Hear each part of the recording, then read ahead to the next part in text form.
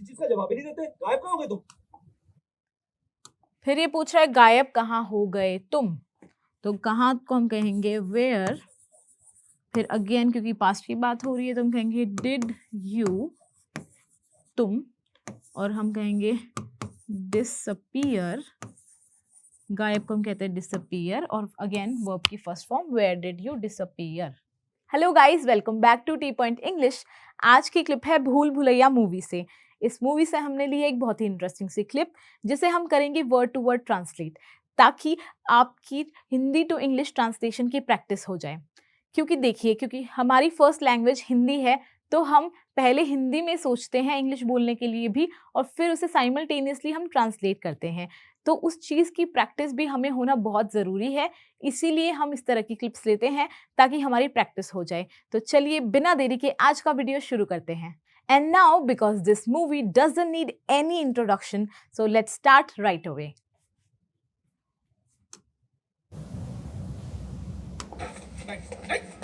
नजदीक मत आना, नहीं।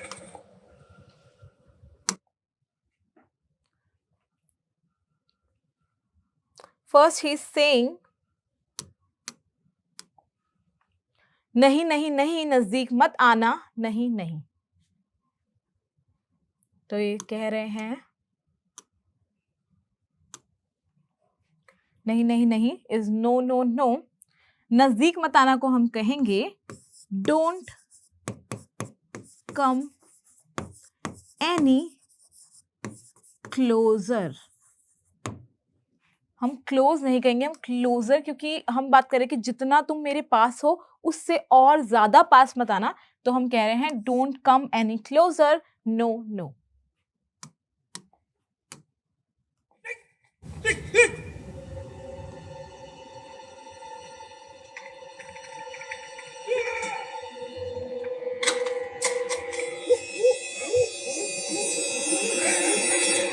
किसी की बात की थी ना तुमने?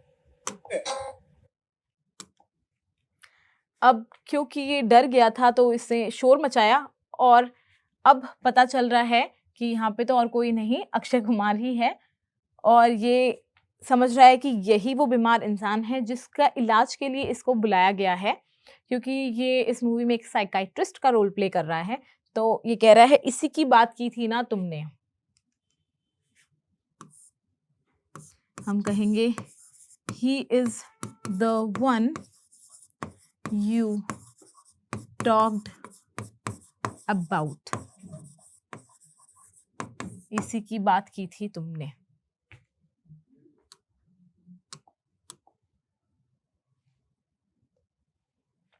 हम एक चीज कर सकते हैं, आप जब कोई भी डायलॉग सुन रहे हैं, आप एक पेपर और पेन लीजिए, कोई भी नोटबुक और पेन लीजिए, उसके बाद में कोई भी डायलॉग सुन के आपके मन में सबसे पहले क्या आ रहा है, क्या उसका इंग्लिश हो सकता है, वो आप या तो मन में सोचिए या उसे नोट डाउन करिए, और उसके बाद देखिए कि आप कितना एग्जैक्ट ट्रांसलेशन कर पाए, या फिर आपका ट्रांसलेशन कितना सही था। तो उससे आपको पता चलेगा कि आपका क्या लेवल है।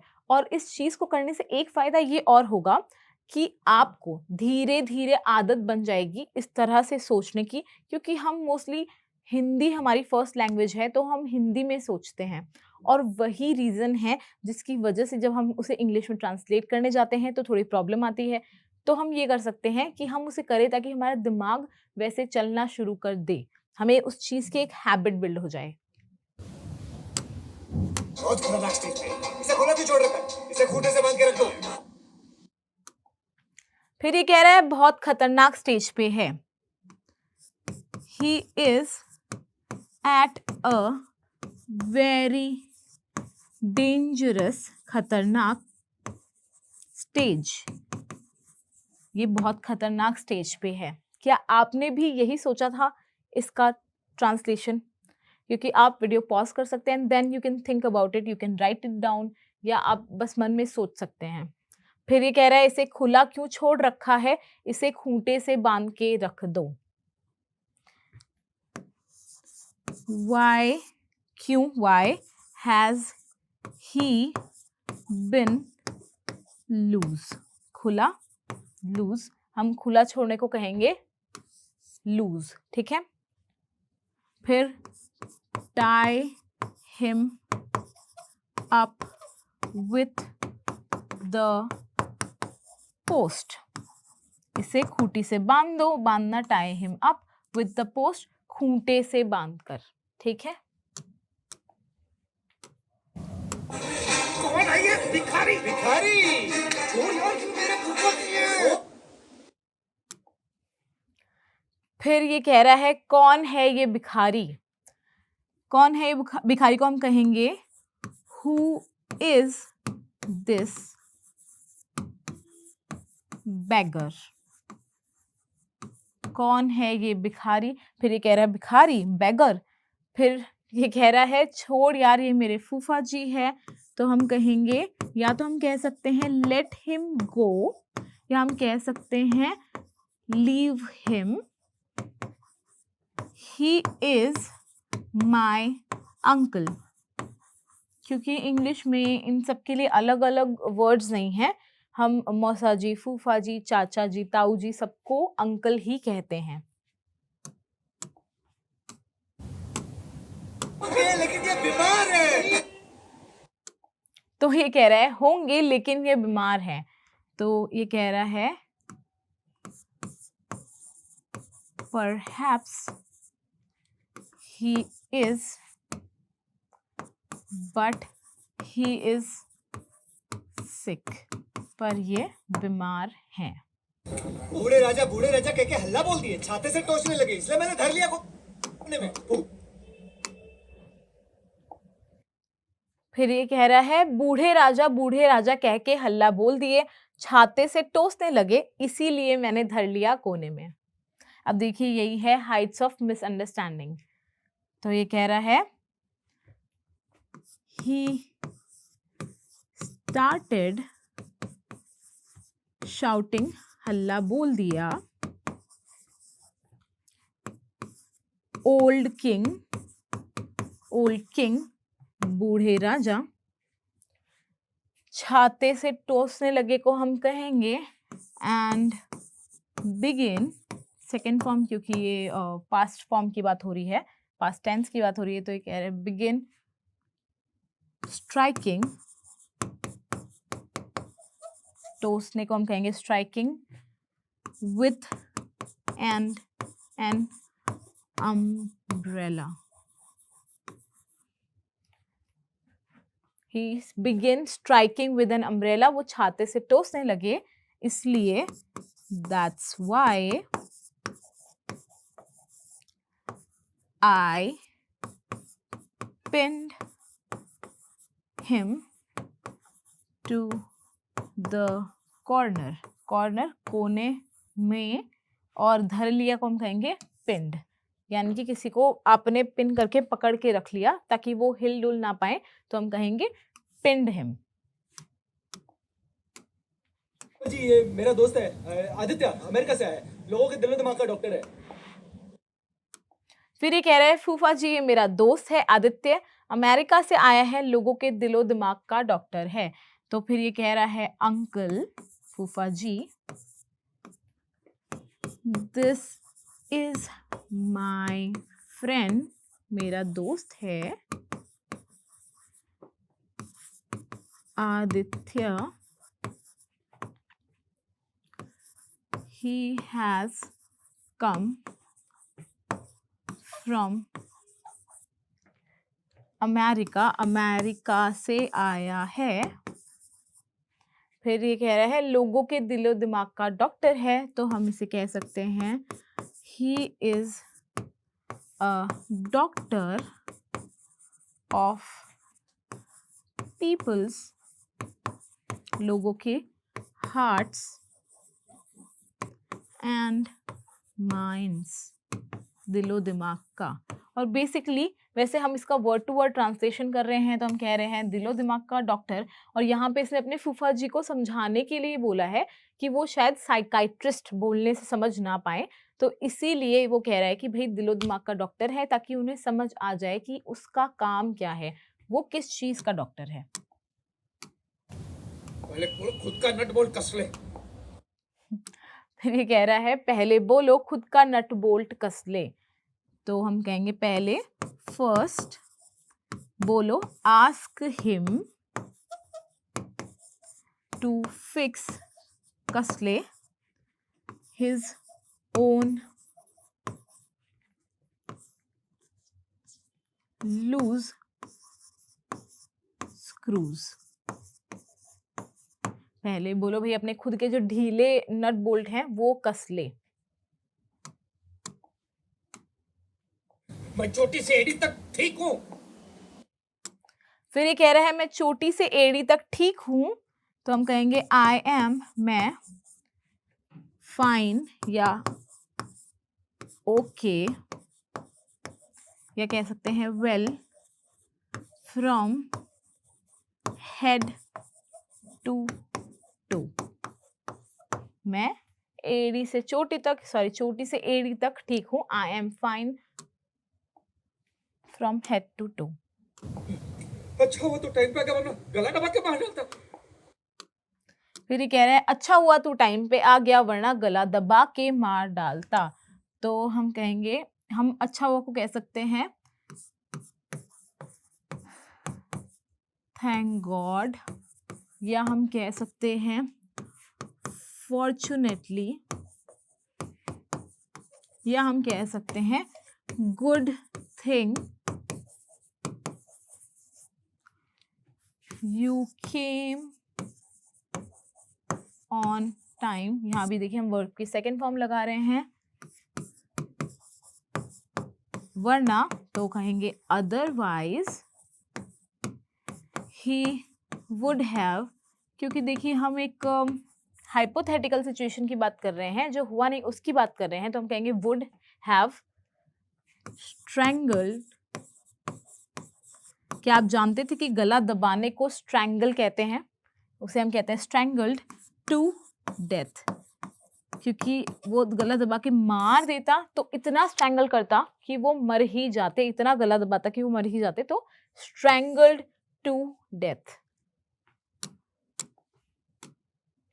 आई एम सॉरी। फिर ये कह रहा है आई एम सॉरी, मुझे माफ कर दो।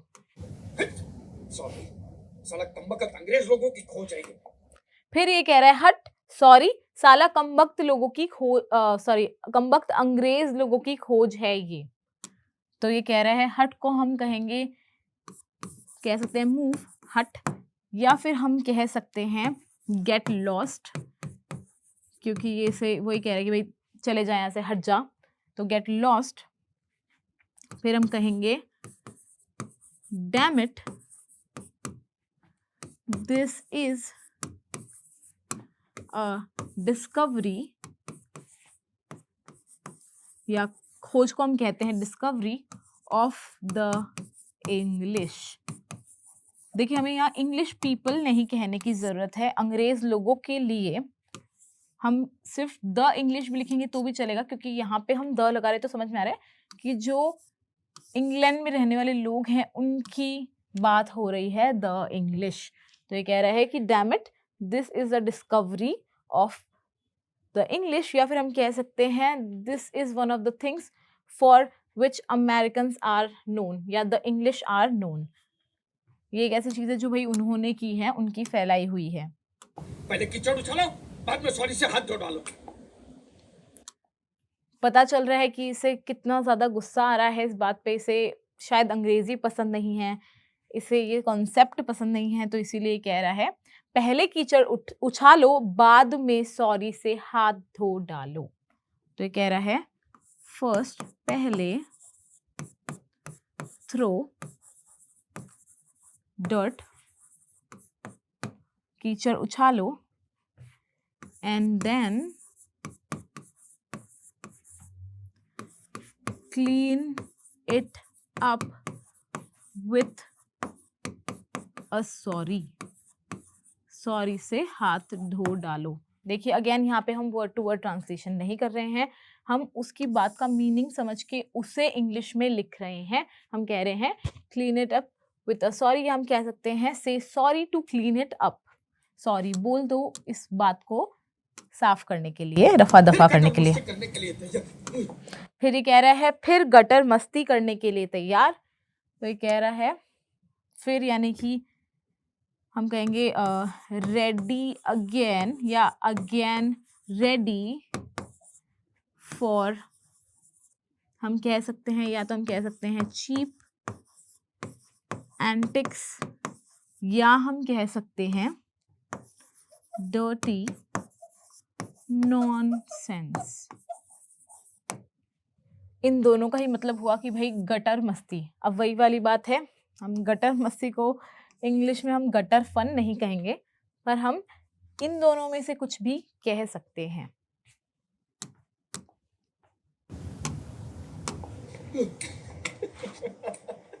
कब आए? हाँ? और कैसे पहुंचे यहाँ तक? अब क्योंकि उसके फूफा जी गए और ये दोस्त से काफी दिनों बाद मिला है, तो ये हंसते हुए कह रहा है कब आए और कैसे पहुंचे यहाँ तक। तो ये कह रहा है When did you arrive? कब आए? And how कैसे? Did you? अब माइंड दिस थिंग कि हम did के साथ हमेशा वर्ब की फर्स्ट फॉर्म यूज करते हैं, चाहे बात पास्ट की हो रही हो फिर भी हम वर्ब की सेकेंड फॉर्म नहीं यूज करते, हम वर्ब की फर्स्ट फॉर्म ही यूज करते हैं। तो ये कह रहा है how did you reach here. Reach को हम कहते हैं पहुंचना, तो ये पूछ रहा है कि तुम यहाँ तक कैसे पहुंचे, how did you reach here. कितना तुम्हें यार फोन किया, ईमेल, फैक्स, किसी चीज का जवाब ही नहीं देते। फिर ये कह रहा है कितना तुम्हें यार फोन किया, ईमेल, फैक्स किया, किसी भी चीज का जवाब ही नहीं देते। तो कह रहा है I called, emailed and faxed you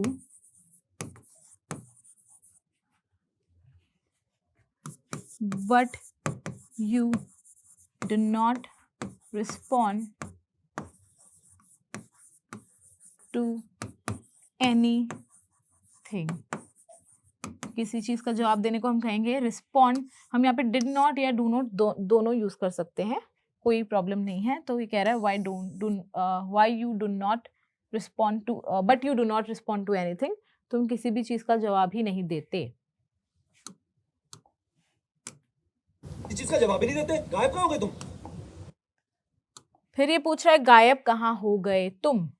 तो कहाँ को हम कहेंगे वेयर, फिर अगेन क्योंकि पास्ट की बात हो रही है तो हम कहेंगे डिड यू तुम, और हम कहेंगे डिसअपीयर, गायब को हम कहते हैं डिसअपीयर, और अगेन वर्ब की first form where did you disappear. और ये क्या नया हुलिया बना रखा है? फिर ये से पूछ रहा है और ये क्या नया हुलिया बना रखा है, क्योंकि देखिए इसके हुलिये से ये कोई डॉक्टर तो कहीं से भी नहीं लग रहा। तो ये कह रहा है और एंड व्हाट इज क्या दिस लुक, ये हुलिया। हम कह सकते हैं and what is this look, या हम कह सकते हैं एंड व्हाट काइंड ऑफ, किस तरह का गेटअप, हुलिये को हम गेटअप भी कह सकते हैं, इज दिस, ये किस तरह का हुलिया है, ये क्या हुलिया बना रखा है। कुछ नहीं यार, कुंभ के मेले में गया हुआ था, 15-20 दिनों से लगातार डुबकियां लगाकर अपने पाप धो रहा हूं। फिर ये कह रहा है कुछ नहीं यार कुंभ के मेले में गया हुआ था। तो हम कुछ नहीं यार को कहेंगे नथिंग बडी, कुछ नहीं यार नथिंग बडी।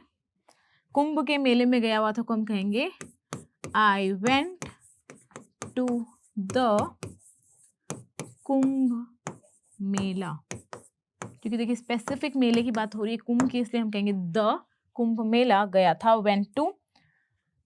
15-20 दिनों से लगातार डुबकियां लगाकर अपने पाप धो रहा हूं, तो फिर हम कहेंगे for the last 15-20 days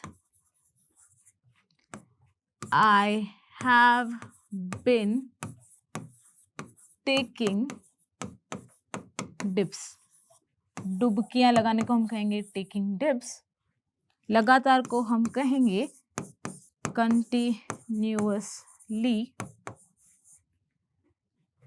to cleanse my sins, my sins यानी कि मेरे पाप, और क्लेंस करना यानी कि इनको धोना। तो आज का वीडियो यही खत्म होता है। आपने अगर अभी तक चैनल को सब्सक्राइब नहीं करा है तो चैनल को सब्सक्राइब कर दीजिए, जिससे हमें आपका सपोर्ट मिलता है, हमें मोटिवेशन मिलता है, ताकि हम और अच्छी अच्छी वीडियोस आप तक ला सकें। आपको इस वीडियो को लाइक भी कर देना है, और अगर आपके और कोई फ्रेंड्स हैं जो इंग्लिश सीखना चाहते हैं तो उनके साथ शेयर कर देना है। हम आपसे मिलेंगे नेक्स्ट वीडियो में, तब तक के लिए good bye and thank you.